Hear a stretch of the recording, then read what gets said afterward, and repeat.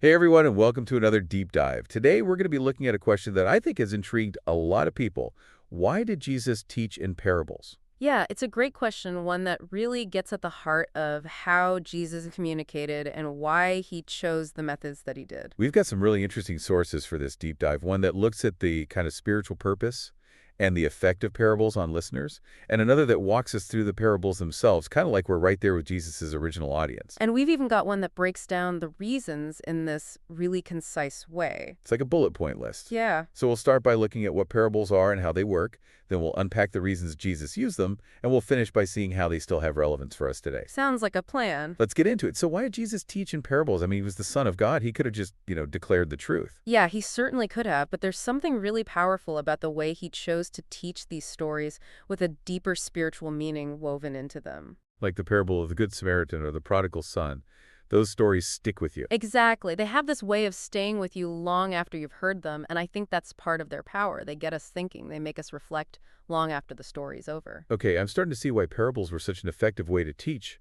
But why did Jesus teach in parables? I mean, why not just say what he meant? Well, one of the key reasons, and we see this a lot in the Gospels, is that Jesus was often teaching in a very hostile environment. Right, the Pharisees and the Sadducees, they're always trying to trip him up. Exactly. So by using parables, Jesus could convey these really profound spiritual truths in a way that didn't give his opponents direct ammunition to use against him. That's interesting. So it was almost like a way of protecting the truth from those who would distort it. Yes, and it was also a way of revealing the truth to those who genuinely wanted to understand it. So it wasn't just about protecting the truth from those who would twist it. It was also about making it clear to those who are genuinely seeking it. You got it. It's like he's speaking in code. A code that can only be cracked by those who are truly open to it. Precisely. And that leads us to another crucial reason why did Jesus teach in parables. They were designed to illuminate the receptive. The receptive, those with open hearts and minds, ready to hear what he had to say. That's right. Think about the parable of the sower. Jesus describes different types of soil representing different responses to God's word. Some seed falls on rocky ground, some among thorns. And only the seed that falls on good soil actually produces fruit. So this parable highlights the importance of having a receptive heart, a heart that's ready to receive and nourish the seed of God's truth. So the parables were kind of like a filter separating those who were truly interested in spiritual truth from those who weren't. Exactly. And for those who are open, the parables could be incredibly illuminating. They revealed spiritual realities in this way that was both memorable and deeply impactful. But it wasn't just about revealing truth to the receptive. The parables also had this way of challenging people's assumptions, making them think critically about what they believed. Absolutely. They provoked thought and introspection. They forced people to confront uncomfortable truths about themselves and their relationship with God. Okay, so we've got protection, illumination, and provocation, all compelling reasons why did Jesus teach in parables. But there's more, right? I mean, these sources seem to suggest that there's a lot more going on beneath the surface. Absolutely. There's a lot more depth to explore. The parables were also a way of revealing the heart. They were like a mirror reflecting back the listener's true spiritual state. Wow. So they weren't just stories, they were a way of showing people who they really were on the inside. You could put it that way. They revealed whether someone was truly following God or just going through the motions. Right. And Jesus always warned against hypocrisy. He didn't want people just going through the motions. He wanted them to live authentically from a place of genuine faith. Exactly. It's not enough to just hear the words of the parable. You have to let them penetrate your heart. You have to let them challenge your way of thinking. Let them transform you from the inside out. That makes a lot of sense. And it leads to another point.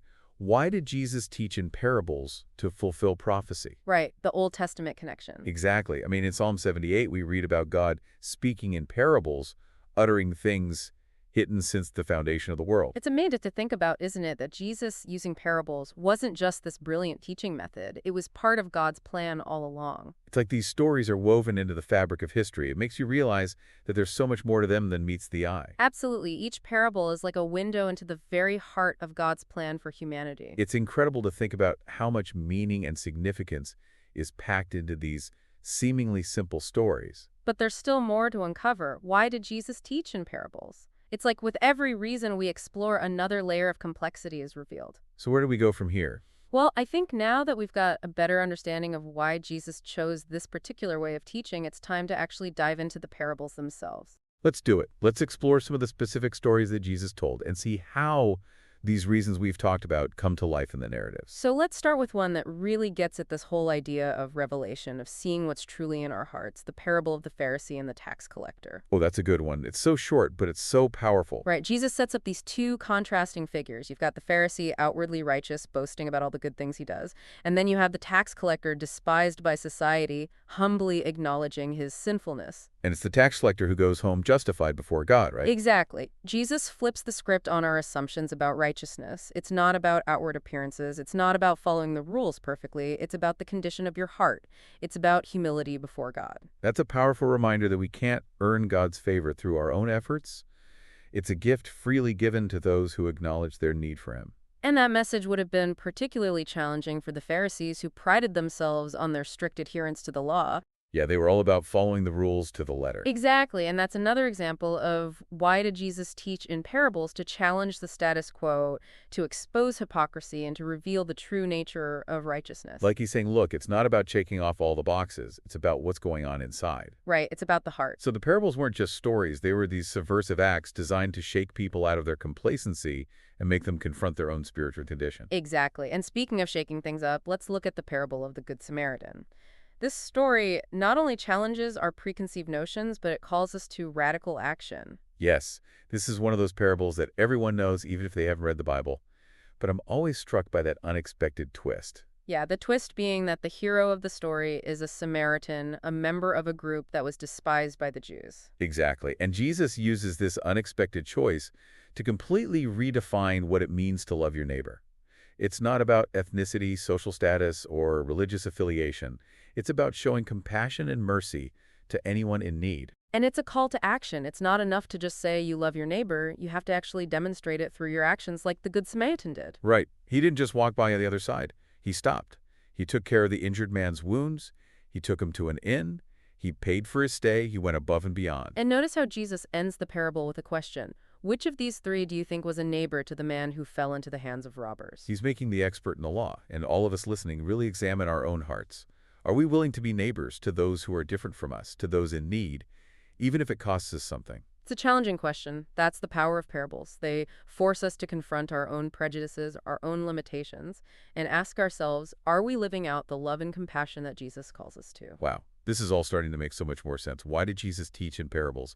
To reveal, to challenge, to provoke, to push us beyond our comfort zones and into a deeper understanding of what it means to follow Him. That's exactly it. And that leads us to another powerful parable, one that speaks to the boundless nature of God's grace, the parable of the prodigal son. Ah, yes, the story of the rebellious son who squanders his inheritance and then returns home expecting rejection, but instead receives unconditional love and forgiveness. It's such a beautiful picture of God's heart for us. No matter how far we stray, no matter how badly we mess up, His love remains constant. It's a story that offers hope to anyone who feels lost or broken or unworthy of God's love. And it also challenges us to extend that same grace and forgiveness to others. It's a two-way street. Exactly. Remember the older brother in the story? He's angry and resentful that his father welcomes back his wayward brother with open arms. Yeah, he feels like it's not fair. And that's often how we react when someone wrongs us, isn't it? We want justice. We want them to pay for their mistakes.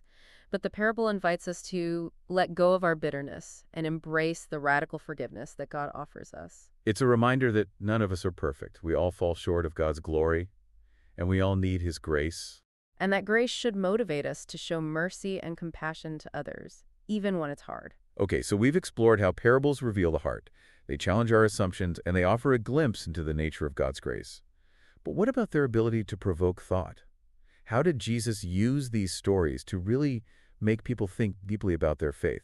We'll take the parable of the talents, for example. Jesus tells this story of a master who entrusts his servants with different amounts of money and then goes away on a journey. And when he returns, he expects his servants to have invested the money and made a profit. Exactly. The servants who were faithful and multiplied their talents are rewarded, while the servant who buried his talent out of fear is punished. On the surface, it seems like a straightforward story about being responsible with what God has given us. But I feel like there's more to it than that. Definitely. It's not just about being passively obedient. It's about being actively engaged. It's about stepping out in faith and using what we've been given to make a difference in the world. It's about taking risks and not letting fear hold us back. Exactly. The parable challenges us to ask ourselves, are we burying our talents out of fear or laziness, or are we investing them in God's kingdom, even if it means stepping outside our comfort zone? That's a powerful challenge. It's a call to action to move beyond complacency and embrace the adventure of faith. And that adventure, as we see in many of the parables, isn't always easy or predictable. It requires trust, perseverance, and a willingness to embrace the unexpected. It's like each parable is a piece of a larger puzzle. And as we explore them, we start to see a clearer picture of what it means to live as a follower of Christ. I like that analogy. And speaking of seeing the bigger picture, let's move on to a parable that speaks to the coming of God's kingdom, the parable of the mustard seed. Ah, the tiny seed that grows into a mighty tree. What's the key takeaway from this one? Well, on the surface, it's about the remarkable growth of God's kingdom. It starts small, almost insignificant, like a tiny mustard seed, but it has the potential to spread and flourish, providing shelter and sustenance to all who come to it. So it's a message of hope and encouragement, especially for those who might feel discouraged by the smallness of their efforts or the slow pace of change. Exactly, but there's also a deeper meaning here. The mustard seed represents the power of faith. Even a small amount of faith like that tiny seed can have a profound impact on the world around us. It's like a reminder that God can use even the seemingly insignificant to accomplish his purposes. Exactly. And this parable also highlights the mysterious nature of God's kingdom. It doesn't always grow in ways we expect or understand. It's often hidden like a seed buried in the ground, but it's working its way out, transforming the world from the inside out. Okay, so we've covered a lot of ground here. Why did Jesus teach in parables? We've seen how they reveal our hearts, they challenge our assumptions, they offer hope and encouragement, and they call us to radical action. And we've only just scratched the surface. There are so many more parables to explore, each with its own unique insights and challenges. But as we continue to delve into these stories, it's important to remember that they're not just ancient tales. They're living words meant to transform our lives and draw us closer to God. That's a great way to put it. But there's one more dimension to these parables that I think we need to touch on: What's that? the element of mystery.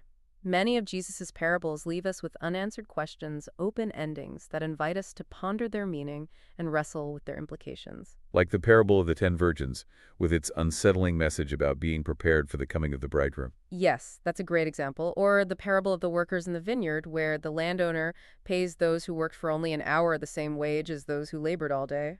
Yeah, that one seems unfair on the surface, but I think Jesus is trying to teach us something about God's generosity and grace, which don't always fit neatly into our human ideas of fairness. Exactly. These open endings force us to engage with the parables on a deeper level, to grapple with their complexities, and ultimately to come to our own conclusions. So it's not just about passively absorbing information. It's about actively participating in the process of interpretation. Exactly. And that active engagement, that wrestling with the text, that's where the real spiritual growth happens. That's how we come to a deeper understanding of God's truth. This has been such an incredible journey through the world of Jesus' parables. I feel like I'm seeing them with new eyes. Me too. But as we wrap up this exploration, I think there's one crucial question we need to ask ourselves. What's that? How do we apply the lessons of these parables to our own lives today? How do they challenge us to think differently, to act differently, to become more like Christ? That's a great question, and I think it's one that each listener needs to wrestle with individually. But maybe you can give us some starting points, some ways to approach the parables that can lead to real personal transformation. So how do we actually apply these parables to our lives today? Well, I think it starts with recognizing that these aren't just ancient stories. They're timeless truths that are meant to guide us on our journey of faith. Right? It's like they're a spiritual compass. Exactly. And as we read and reflect on these parables, we should be asking ourselves some key questions. Like what kind of question? Well, first, what is the main message of this parable? What is Jesus trying to teach us about God, about ourselves, about the kingdom of God? Okay, that's a good starting point. It makes you really think about it. Right. And then we can ask, how does this parable challenge me? How does it challenge my way of thinking, my way of living? Does it expose any blind spots or areas where I need to grow? It's like holding up a mirror to our own hearts. Exactly. And finally, we can ask, what's one concrete action I can take this week to actually live out the truth of this parable? Yeah, that's so important. It's not enough to just understand it in our heads. We have to actually let it change our actions. Absolutely. It needs to impact our relationships, our work, everything. It's about letting the parables shape our hearts and our hands, not just our minds. And as we do that, we'll discover that these ancient stories have the power to change us from the inside out. As we've been talking, I've been thinking about how Jesus himself was like a living parable. Oh, that's an interesting thought. I mean, his whole life was a story that revealed God's love and grace and truth to the world. You're absolutely right. He embodied everything he taught in those parables. He reached out to the marginalized. He challenged the powerful. He forgave those who had sinned against him.